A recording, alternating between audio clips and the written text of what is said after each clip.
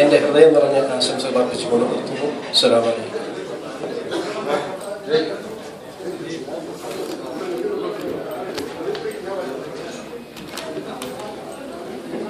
ഈ പരിശുദ്ധ റമദാനിലെ കടയ്ക്കൽ പ്രവാസി ഫോറം സംഘടിപ്പിച്ച ഈ ഇഫ്താർ സംഗമത്തിന് എത്തിച്ചേർന്ന എല്ലാ പ്രവർത്തകർക്കും എല്ലാ സഹോദരി സഹോദരന്മാർക്കും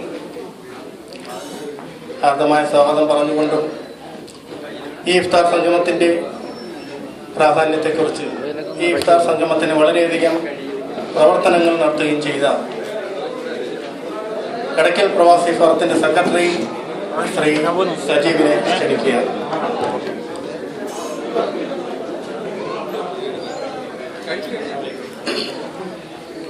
കടയ്ക്കൽ പ്രവാസി ഫോറം നിങ്ങളെ നമുക്ക് അപ്രതീക്ഷിതമായി കിട്ടിയ